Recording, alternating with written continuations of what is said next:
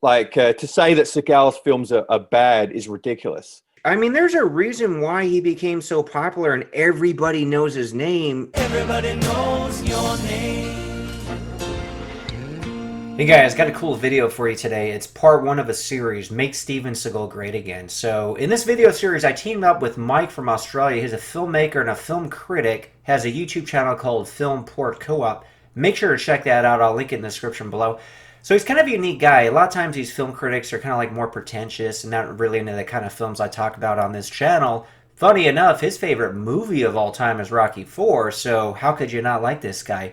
Anyway, he really appreciates Steven Seagal films, and we're going to do a deep dive into Steven Seagal and basically how important these films are and why people need to rediscover them or discover them for the first time if they're of the younger generation. So, like I said, this is part one of a series. We're going to kind of address Steven Seagal. I noticed in the comments section, by the way, on a lot of my Seagal videos, you guys like to compare him to Donald Trump. So I addressed that. We also talk about like his ties to the CIA, if that's a thing, and why they kind of go along with that. But anyway, make sure to hit that like button, subscribe to the channel, share this video, and let's make Steven Seagal great again.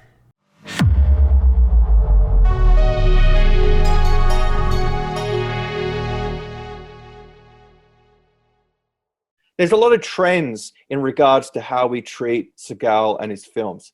And a lot of it is based on dishonesty. To say that Seagal's films are bad is ridiculous. But unfortunately, if you were to YouTube Seagal right now, you'll see... You'll see all kinds of negative stories related to Steven Seagal. Like this one, for example, the disturbing truth behind Steven Seagal's down spiral with the thumbnail that says why everyone hates him. What the F happened to Steven Seagal? Other movie stars insult Steven Seagal. Exposing Steven Seagal the Great Pretender. This one, Steven Seagal Abnormal Moments. I gotta give credit though, those Mickey Mouse ears are kind of funny. And then this, The Many Lies of Steven Seagal. Or this really popular one, Cumtown, Steven Seagal.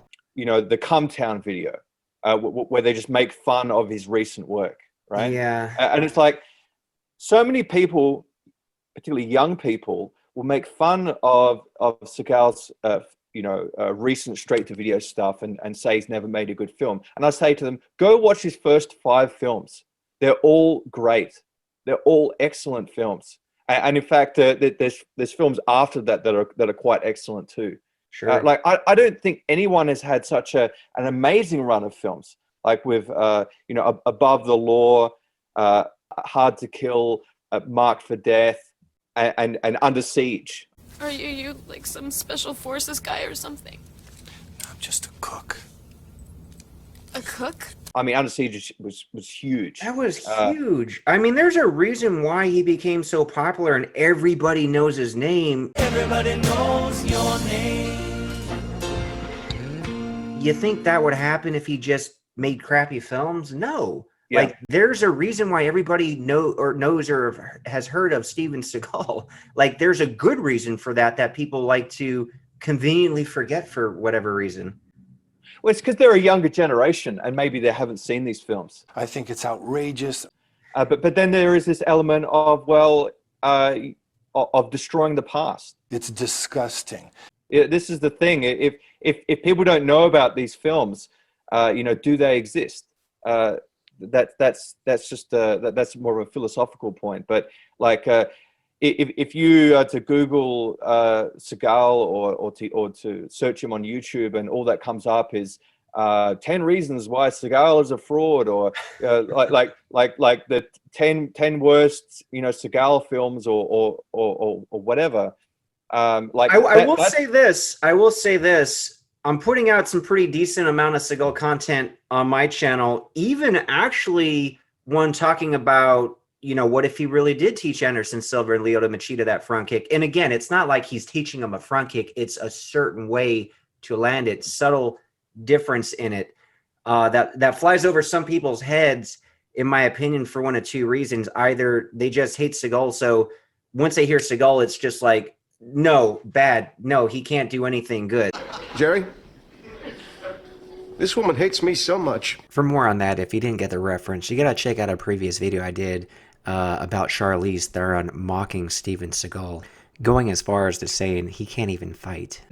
or they're just inexperienced and simple-minded, in my opinion. Because again, even something as simple as a jab, you could do a jab on day one if you take a boxing class. You think it's going to be the same jab 5 years later, 10 years later? You could spend your life perfecting a jab, just like a samurai, one specific stroke of the sword.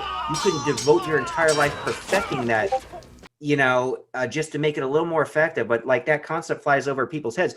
But in general, the point I want to make is I'm hoping over time when people are Googling Seagal on YouTube, more of my videos will put out like, the truth behind Seagal and LaBelle. Like, hey guys, look, he didn't crap his pants. Here's a witness I interviewed who was actually there.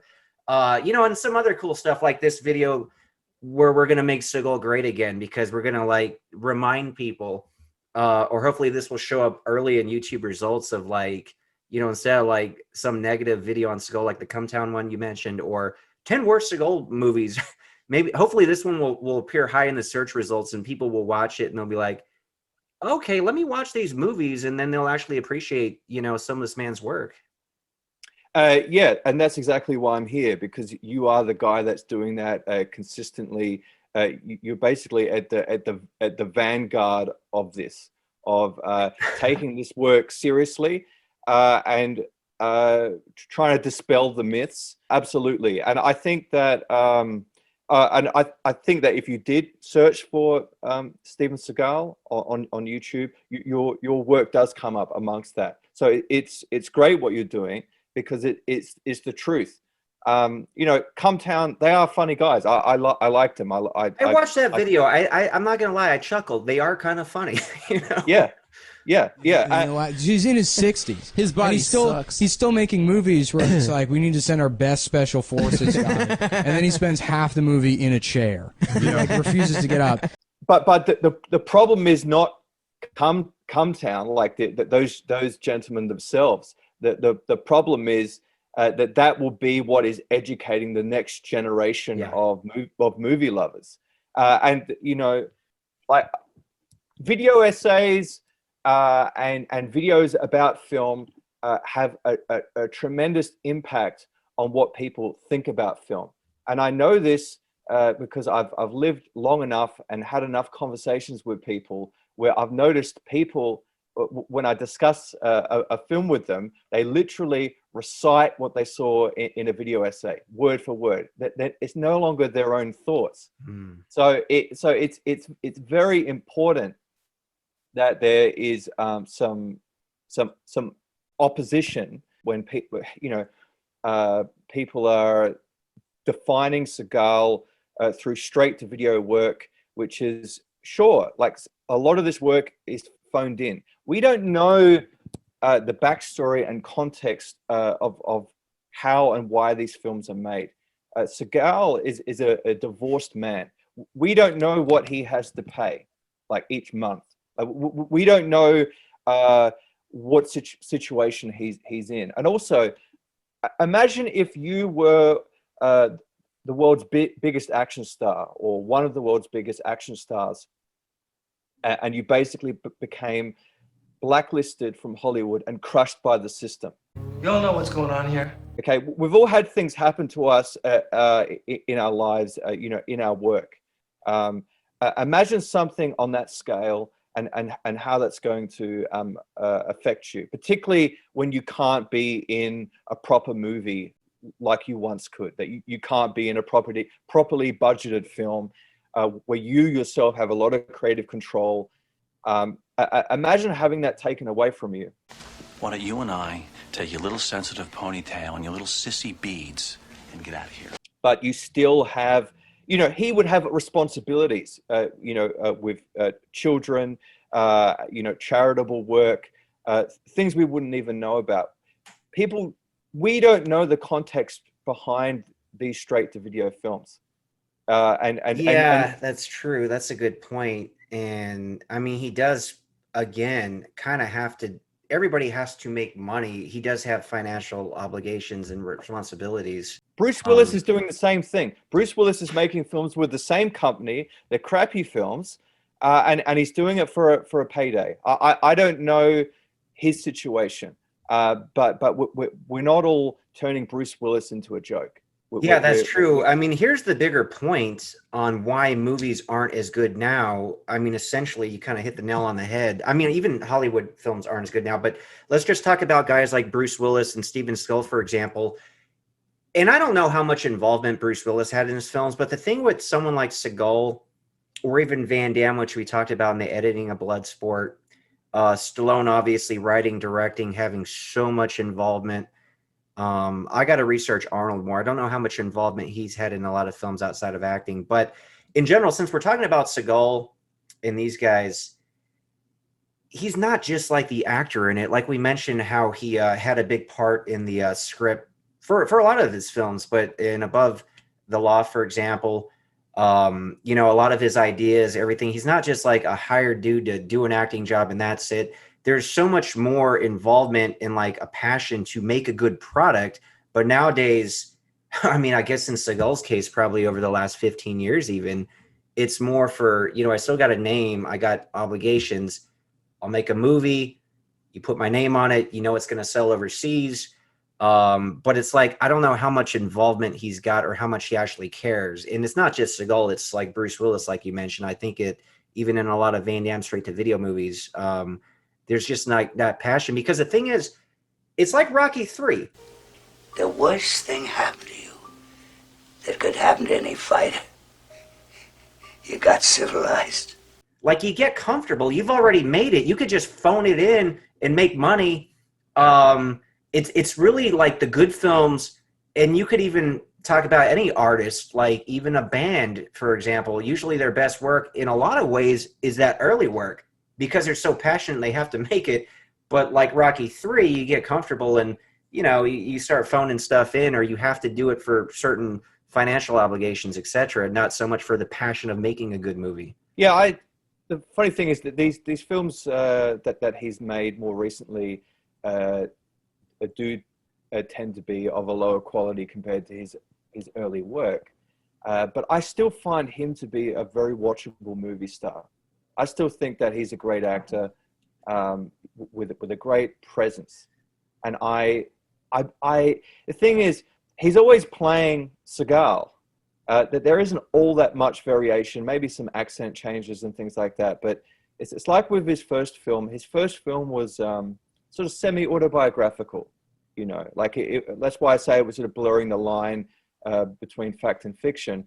And he was doing what a lot of the great movie stars did, which was put a lot of themselves on the screen. It's like the old cowboys, right? Like some of the old cowboy actors, like Gene Autry or whoever, they couldn't just be a cowboy on screen. If they were to present themselves differently off screen, it would kill the power of the films. And there's almost a responsibility to portray yourself as what you are on screen, off screen, to not kill the magic. And in the case of Seagal, I mean, he is a martial arts master, and he has worked in security, and you know, like we don't know how much is true, whether he's worked with the CIA or what sort of security details and things like that.